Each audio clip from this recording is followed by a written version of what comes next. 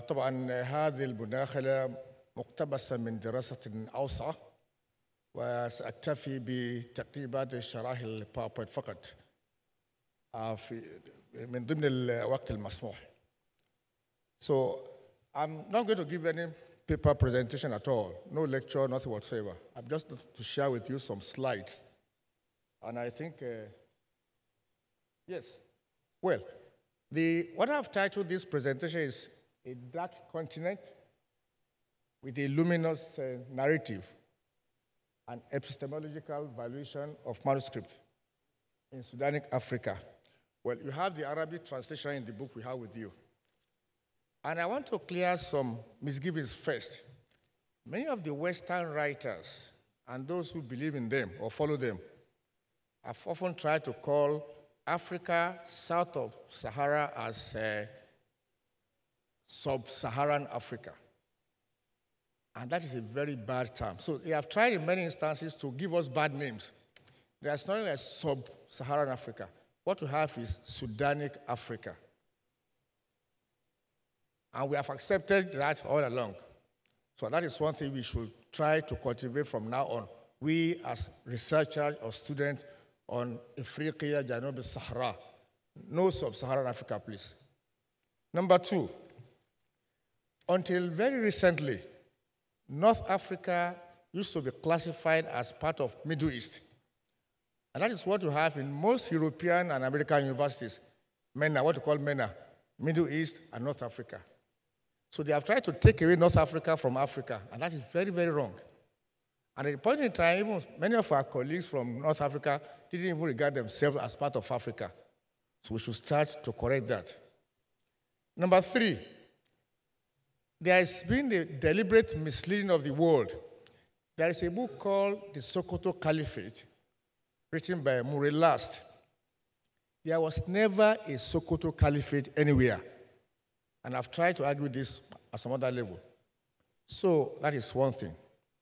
The other one I want us to know is that we as Africans or researchers or scholars should try to bring out our own manuscripts, archives, and things for additional knowledge.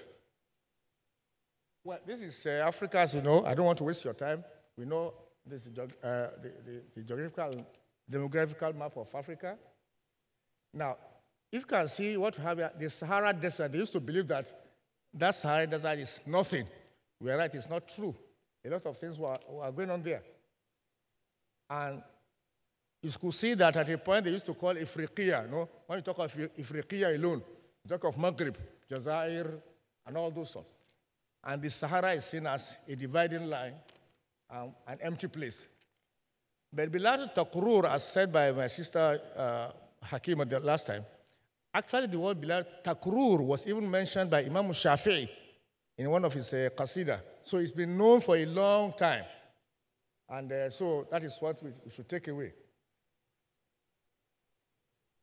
Again, yeah, I want to leave this. This man called Thomas Jefferson was the third American president who had a very bad view about Africa, the black, what we call the black Africa. And so I don't want to waste your time very much on this. Now, you could see also that the person you call Leo Africanus, Muhammad, Hassan Muhammad, said Africa has been using the Arabic letters for over 900 years. And that is to show that Africa has known Arabic for a long time. I will go on this. Now, 3 points I just want to share with you within the next 10 minutes. المخطوطات التي أصلها في إفريقيا بالضبط. المخطوطات التي كانت أصلاً في أمريكا. المخطوطات التي نجمت من بلاد برازيل. And the fourth point will be the recommendations to take this meeting. So this conference doesn't become just a talking shop. Talk, talk, talk, and no action. Yes. What we are seeing here, many Africans that were enslaved in America, many of them were great scholars from whom? From Futajalon, from Guinea. And this is one of their writings.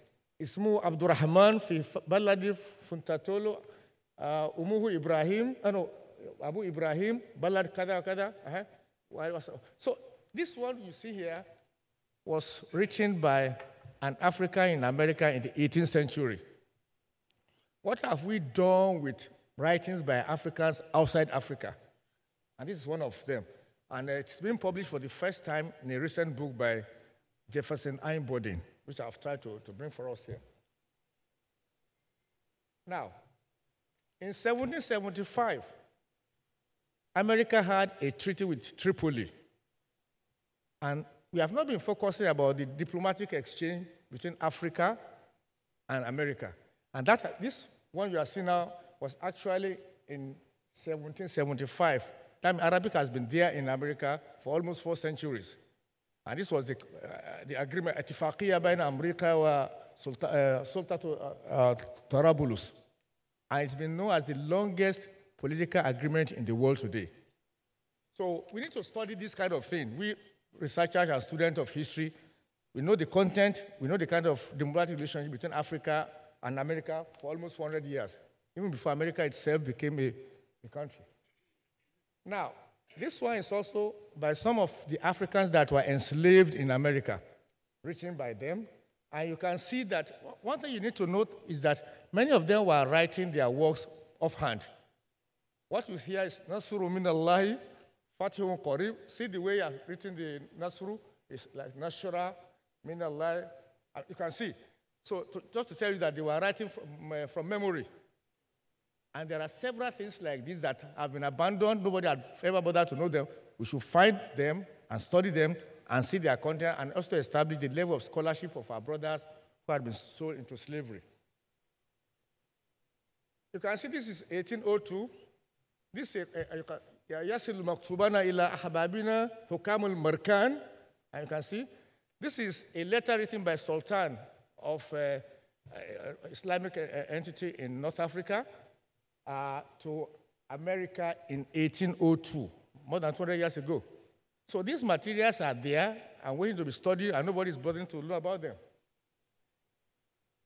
Yes, now this is another aspect of the African heritage we have never bothered to talk about. Bilad Brazil. There is one young man now, he's a Nigerian from this part, from the southern part of Nigeria. He's a former student of mine. He's now doing what we call Bilad Brazil. A lot of manuscripts that were written by enslaved or people who had gone to Brazil and settled there. You will see that. And you can see I've given some of the materials that people who settled in Brazil, Yoruba, they are called Anago, Hausa, Fulani, Borono, Nupe. They are there more than almost over 200 years, and they have some manuscripts that they have worked on, which we should also try as much as possible to see what we can do. Now, and some of the things they have done, you can see the way they use Ayatul Kursi and Ma'widate and things like that. So these things are there for us to investigate. Yes. You can see this one also. استعمال الآيات القرآنية للدفاع وفي الحروب. See the man wearing his, those of you are very familiar with some of the things. I've seen some of these things in Timbuktu, and you can see the kind of thing the man has this armory with a lot of Quranic and something there. So these are there, and of course, this is in the Atlantic world. It's not in Africa, in Brazil, in Sao Tome, and whatever. All these things are there waiting for us to study. And also, you can see the kind of kundi you have in Brazil as well. These are there. So, and of course, you can see Asuyuti's Kitabu Rahma and Al-Burda were very popular materials that were studied in those areas. And of course, there are other. And more importantly, Kitabu Risala Abu Zayd al-Qayrawani. You know, Risala Abu Zayd al-Qayrawani is more or less the major work of fiqh in Maliki world. And that is also what is operating in Brazil today among the Africans that have settled there. So we need to do that and do some work as well. You can see this man with his mark. This man was a prince from Oyo town, Oyo Alafi. And his name is, he came to Brazil in 1823, and you can see something about the history there, and when he became an alpha and what he was doing there. You can still see his traditional marks there. So these people have some works, and of course some what we call the lah, alo. So, and they have their makaranta alo there as well. Now, these are more recent Africans, of course Nigerians, that are settled in Brazil, and they are involved in learning. And you can see this particular man studied in Islamic University of Medina, worked in Nigeria for some time with Wami, and yes, this is Ajami in 19th century Atlantic world. You can see how they are using Ajami as well in Brazil. And they are using even for schools, to teach students. And the language is not Arabic, it's a mixture of several languages. And these materials are there as well. Yes, this particular man, Umar ibn Sa'id, for those who have learned about him, is the most important African that has settled in America in the 18th century. Umar ibn Sa'id died in 1864, and you know more about him very presently. I will show you. This is his picture. Now, at the moment, at the University of Duke in North Carolina, there's a program called Arabic of American Slavery. Many Africans that were sold into slavery have been discovered to have a lot of books, but America is not an Arabic-speaking country. So many of those things are just lying there, wasting away. But some people have taken interest now to take it. And Duke University, some 3 or 4 years ago before COVID, I was there as a visiting professor to assist them in this particular program. So, and interestingly, the first autobiography written in America today was written by this man in Arabic, the first autobiography, Siras Dhatiya or Shakhsiya, was written by this man. So all these are there for us, we as Africans. Now, Umar Sa'id was a great scholar before he left Africa from Senegal. And when he was sold into slavery, his masters bought him Bible. And when he bought him Bible, of course, they will ask him to pray in the Christian way, but he will pray in Islamic way. So he was asked to translate the Lord's Prayer. And you can see what he did. When he said he should pray, he said, Ya Abana Alladhi fi samawat, yataqaddas ismuka, this Lord's Prayer. Babawati Belonu. I translated it into Arabic for the first time. This is it. And this is the Bible they bought him, which was, of course, sold again. And Umar Sa'id actually had 15 works, wrote 15 books that only one of them his autobiography had been published. An American Library of Congress digitized it and make it available to the entire world. Now, this one you see here, I have one of my friends from Moscow, Nikolai Dobravin. For those of you, the man was in Sokoto for a while and Nigeria for a while. He came across some manuscripts written by Africans who had gone into the First World War and Second World War. And this particular one became very interesting to me because it's one of those things that we are very familiar with. Robun Ghaniyun Karimun La Sharika Lahu. No, it's a very popular line that we recite here in Nigeria, one of the things. So these materials are, and you can see the thing is almost rotting away. We need to retrieve, before I go that one, yes, This one, you can see the things, and this is the problem with many Nigerian Arabic manuscripts. Many of them are rotting away. Go to the University of Ibadan, go to Ariwa House, go to Jos. We need to do something. Of course, I'm going to mention this more when I'm giving some recommendations very shortly. This one,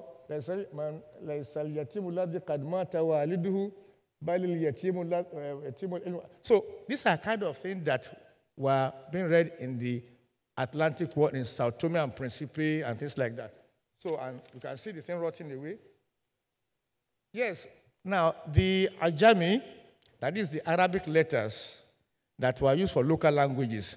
This qasida is the oldest qasida in Ajami in Yoruba land by a person from Ilorin called Badamasi Agbaji.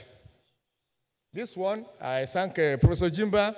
Some 15 years ago, he helped me to see the great-grandson of the original author. And the man read the poetry, the poem to me at that time, and I was able to document it.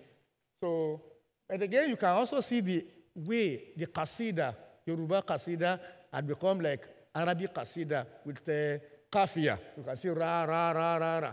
This is a feature of Yoruba qasida, which has been adopted by, yes, again, now there is a new trend in scholarship. This one is called Fuji Reggae. You know, reggae is popular music. And this one you see here is by somebody who wrote a poem in Yoruba Ajami. And I'll just read one line to you to see how things are getting on. Bubati makade asibutimu alaji togara faoni Fuji Reggae. And on and on and on like that.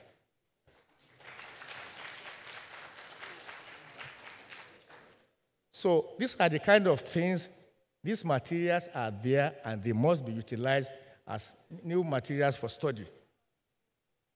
Yes, again from East Africa, because people seem not to be bothered about East Africa, Swahili world. In Tanzania, you can see this particular one is from Swahili, and it's called Dua Sabasib. Sabasib Sabah is a special prayer to fight against spirits and demons. I don't know about it. Go and look for it if you want to learn about it. So, but that's what it's used for from those who have it. Then again, there's this other aspect. Kitabatul Lughat al-Ifriqiya bi Rumuz al-Arabiyya. And they had been attended by some of Nigerian scholars to do this. Professor Abdul Salam did one before. And so, Ejeka ko Ede Yoruba, Pelu Larubawa. So these are the kind of that are going on today. And let me also, and this interesting aspect we need to talk about. If you go to any Arab world today or to Israel, you will see that the name of streets are written in Ajami. Look at this one. New Balance. It's English, but it's written with Arabic letter. In Egypt today, you see many streets, many places, intracontinental. So what we can call Ajamization of Arabic.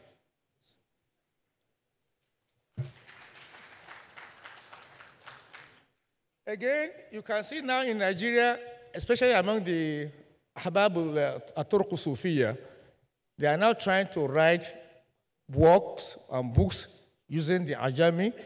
And this one is Sheikh Adam Al-Ilori and Sheikh Kamal. You can see some people now write, Adúpẹ́ fún Ọlọ́run tí ó mú ẹ̀kọ́ yìí jáde ní àsìkò àwọn bàbá wa yìí. And this is, it's not Arabic. It is Yoruba language using the Arabic letters. And this is the kind of thing going on today. And there are several things like this that nobody is thinking about working on. Again, you now have a tafsir bil Ajami going in Nigeria now. People using tafsir, using Ajami. And this is one of them, Sheikh Abakri Yusuf Al-Rufai from Ilorin. And you can see that. Then, again, from the northern part of Nigeria, you could see in 1853, the Europeans started to write in Hausa and Kanuri Ajami. And you can see that. From 1853, you have the materials. Injil Matthew.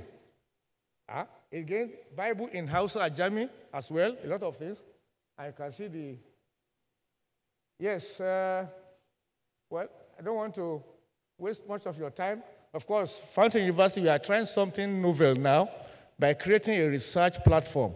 So away from this conference, there have been several conferences and workshops that had produced nothing except as talking shops.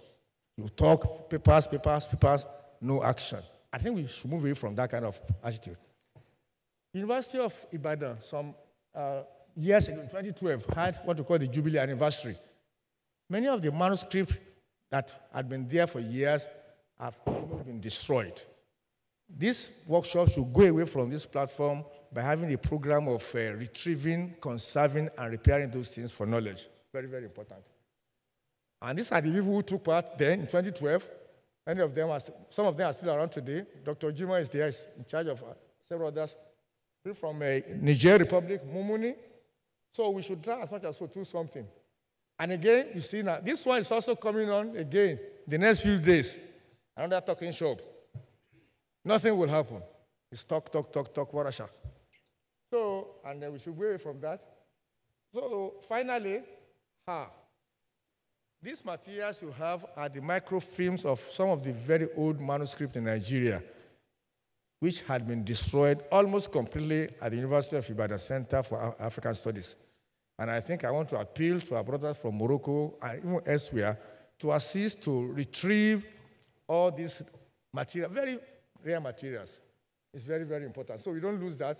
You can see the material, this University of Ibadan. And that was in 2016. I'm sure this is 2021. Everything will have gone. It's a pity. So finally, I want to leave you with some of these reading materials. For those who want to pursue the discussion further, you can get them online, read more about it.